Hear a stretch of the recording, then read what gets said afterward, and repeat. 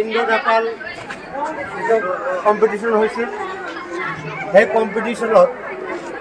আমাৰ ষ্টুডেণ্ট শামীম শেখ তেখেতে gold medal লাভ কৰিছে আৰু তেওঁৰ ৰেকৰ্ড হৈছিল 28.3। গতিকে আমাৰ আজি সৌভাগ্যৰ কথা তথা আমি গৌৰৱান্বিত। আৰু সেই হিচাপতে শামীম আহমেদক আমাৰ বিদ্যালয়লৈ আমি আদৰণি জনাম আৰু আমাৰ শিক্ষক কৰ্মচাৰী তথা ছাত্ৰ ছাত্ৰীসকলৰ ফালৰ পৰা আমাৰ অধ্যক্ষ ডাঙৰীয়াক অনুৰোধ জনাইছোঁ এখনি ফুলাম গামোচাৰে শামীম আহমেদক আঁকোৱালি লোৱাৰ কাৰণে।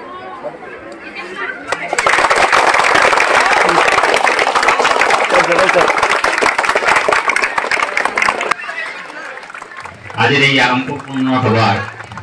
সভাপতি তথা আমাৰ অধ্যক্ষ মহোদয়,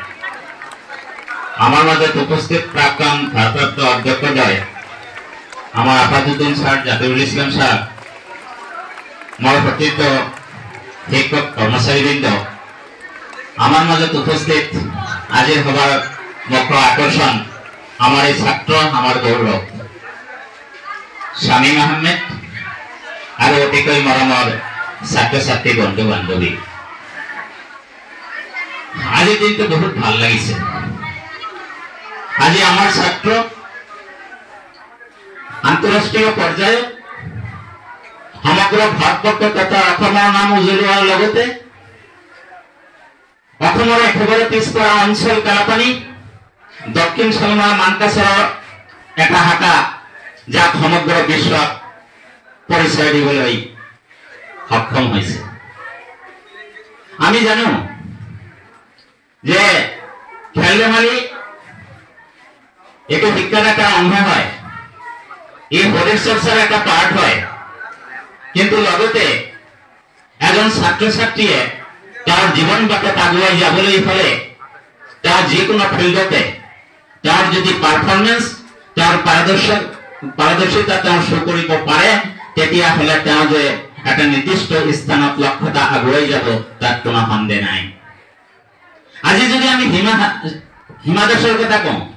আজি যদি আমি লাভলীনা বৰগোহাঁইৰ কথা কওঁ, আজি পূৰ্তি হাজৰিকা, শ্ৰীবত থাপা, আজি যিমানবিলাক এথলেটছ আমাৰ অসমৰ আৰু ক্ৰিকেটত এটা সুনাম অৰ্জন কৰা ৰিয়ান পৰাগ, আজি আমি বাহিৰৰ নাম শুনিছো, তেখেতৰে গুণগান গাইছো, কিন্তু আজি সমগ্ৰ অসমীয়া সমগ্ৰ ভাৰতবৰ্ষই আমাৰ গুণগান গাবলৈও বাধ্য হ'ব। তেনেকুৱা আমাৰ এজন সুযোগ্য সন্তান শামীম আহমেদ। আজি ল'ৰাজনে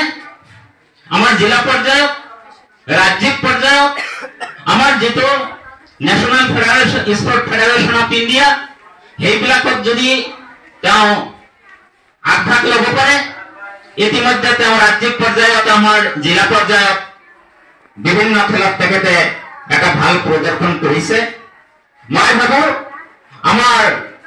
ৰাষ্ট্ৰীয় যিটো স্পৰ্ট ফেডাৰেশ্যন, তাত যদি তেখেতে এটা ভাল স্থান দখল কৰিব পাৰে আৰু তাৰ জৰিয়তে একমাত্ৰ ভূটান বা দক্ষিণ এছিয়াৰ ৰাষ্ট্ৰতে নহয়,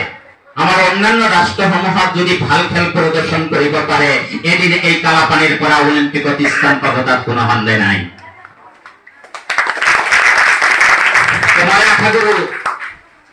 মোক ছাৰে চমকি ক'বলৈ গৈছে,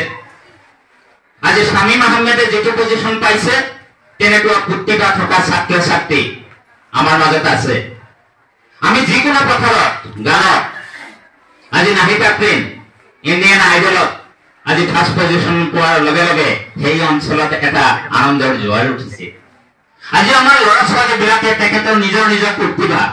সেই প্ৰতিভাখিনি আমি যদিও এটা উপযুক্ত মঞ্চ দিব নোৱাৰো, তথাপি ছাত্ৰ ছাত্ৰীসকলে নিজে এখন মঞ্চ তৈয়াৰ কৰাৰ যিটো মানসিকতা, সেইটো তোমালোকৰ থাকিব লাগিব।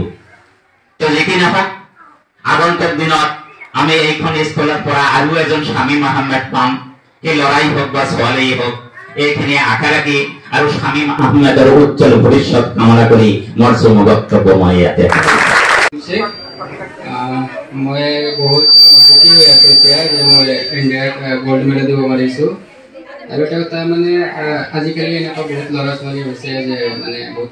ৰিলছ বনাইছে, বনাব লাগে, মই এইটো নকওঁ, বাট যেটো ইম্পৰ্টেণ্ট কামটো লৈ পিনে আপোনালোকে ইনষ্টা ৰিলছ বনাই থাকক কোনোবা দেখিছোঁ ৰাস্তাত বহুত ল'ৰা ছোৱালী আজিকালি ঘূৰি আছে বাট স্পৰ্টছটো বহুত মানে ভাল এটা বস্তু হয় বাট এনেকুৱা মানুহে মানে গম নাপায় স্পৰ্টছটো কি এটা স্পৰ্টছত মানে এটা মানুহৰ লাইফটো সলনি কৰিব পাৰে সেইবোৰ কোনো বুজি নাপায় আৰু সবাই মানে লাইফটো মানে কিটো বনাব যদি খুঁজে কোনোবাই যদি কৈছে মই ভাল চাকৰি কৰিম তেনেহ'লে মানে স্পৰ্টছটো অকণমান চাব লাগে চ' সেইখিনি মই বহুত দেখিছোঁ ল'ৰা ছোৱালী সেইখিনি নকৰে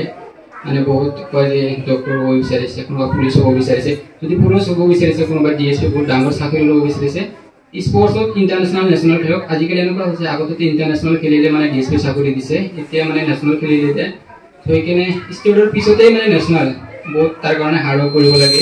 চ' সেইকাৰণে মানে যিয়ে হাৰ্ড ৱৰ্ক কৰিব পাৰিব সিয়ে মানে এইটো ছাকচেছ হ'ব পাৰিব বাট হাৰ্ড ৱৰ্ক ইমান কৰিব লাগে সেইটো নহয় অকণমান কৰিলে টেলেণ্ট থাকিলেই সিয়ে ইণ্টাৰনেশ্যনেল নেশ্যনেল খেলিব পাৰিব